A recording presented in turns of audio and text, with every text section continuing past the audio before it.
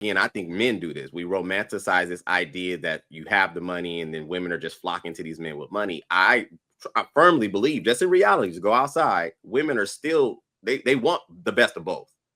They're not going to compromise treatment for money most cases. We see very, very few women who will do that. That is not the common woman. Like in abundance, I'm sorry, it's just not. Stop right there. Stop right there. Stop right there. If you had we walked into a building, there were 20 men to the right with abundance of money, and there was 20 men to the right that would love women for life. They don't have no money. Who would women pick? If she could visibly see who has more, just visibly, you're talking money. These guys over here don't have wealth, but they'll love you for life.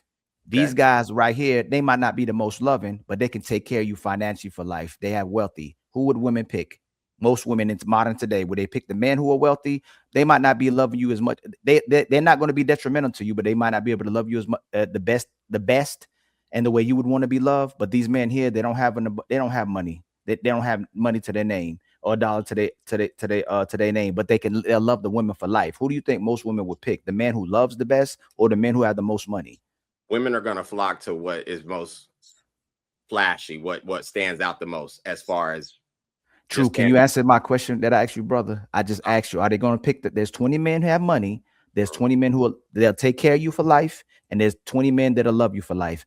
In today's time, what man would those women pick today? Please. They're going to pick the man with more resources, but that wasn't okay. So but that goes against no, that does. Cause you said that the woman would still want the man who treats her good. But the reason why a man get money is because treating her good isn't good enough. Hold on, Ali. It is good enough, but you need money to survive. Like they used to say, no romance without finance. And it's like, what are we talking about? Pearl, y'all working now. I'm sorry. So Pearl, y'all are working. Go ahead, Sweetie. Y'all are working now. I was gonna say this. So this goes back to kind of answer Ali's question. It goes back to what Bo was saying when she said what y'all were taught, right? Y'all were taught to go after the guy with the money and stuff like that. And Ali said, yeah, but as life is the biggest teacher, what happens with men, they'll tell us go after the baddest chick you can get. But if life shows us that the baddest chicks we've been picking have been trash ass women, we will disregard the bad chicks and start going after the women that treat us right. We'll be like, all right, the bad chicks ain't shit. So let me go ahead. Y'all hear it all the time. Dudes say, man, just give me a solid 6 and I'm good. Like we understand what's settled. Like you can't have it all. What happened with women though, is that let's say for instance, they taught y'all go after the guy with money. And this is about to speak to True's point. Go after the guy with money. Y'all find out the guy with money's been dogging you out. What y'all would then say is, okay, the guy with money is dogging me out, but I'm not going to give up that money part. But now I want the guy with money to also treat me right, do right by me. And then you find out like 20, 30 years down the line, y'all find out a whole lot later in life that those two guys don't necessarily exist in the same body. And then you might come to the understanding of Bo in your later years, like, damn, the average guy was the one that was the right one for me. We learn very early on what's good for us very quickly because we logically understand quickly because life always teaches us life is about choices and trade-offs. Y'all don't necessarily get taught that life is about choices and trade-offs. Y'all think y'all can continue to stack on top of, if that guy with money, he treated me right. I mean, that guy with money, he may not have treated me right, but I'm not losing that standard for money.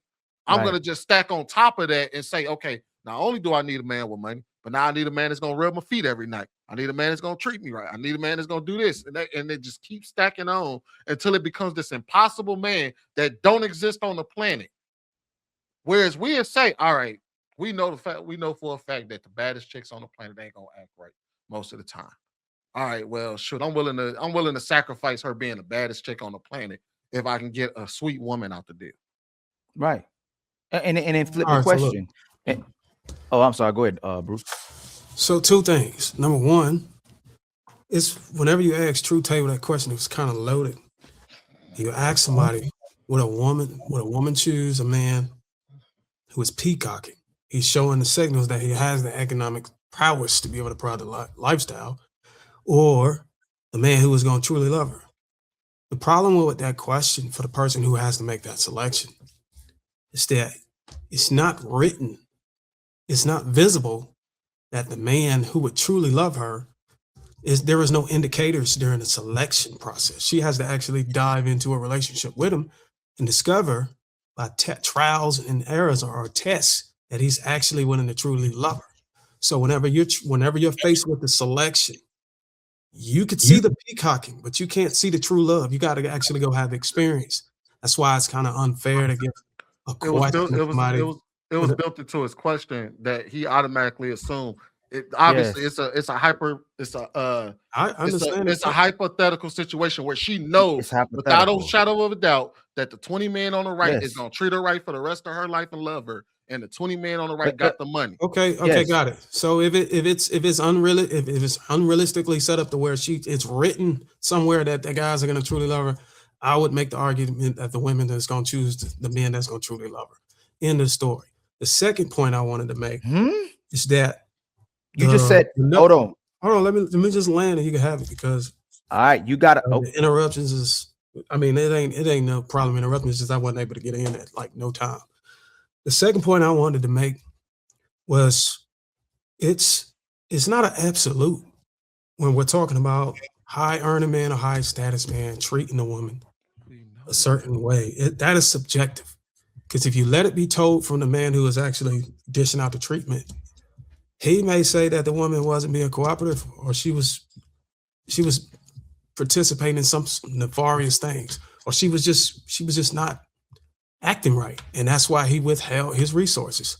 And it also shines a light on communication issues between those two, because a lot of these men up here that actually has the leverage and the status would communicate to the woman that, hey, look, having access to me comes with a cost, and if you don't behave in XYZ manner, then you don't get XYZ allowances or treatment or lifestyle.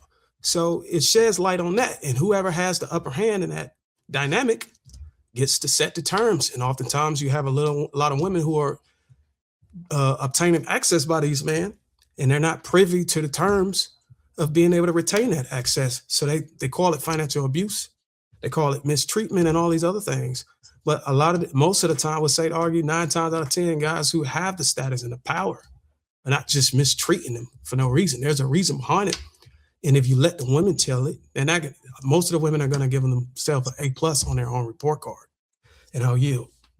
So earlier in the show, because I've been watching the whole time, you said you felt bad for your counterparts because they can't find the same thing that you found, which means that most women wouldn't choose love if you felt bad for your counterparts.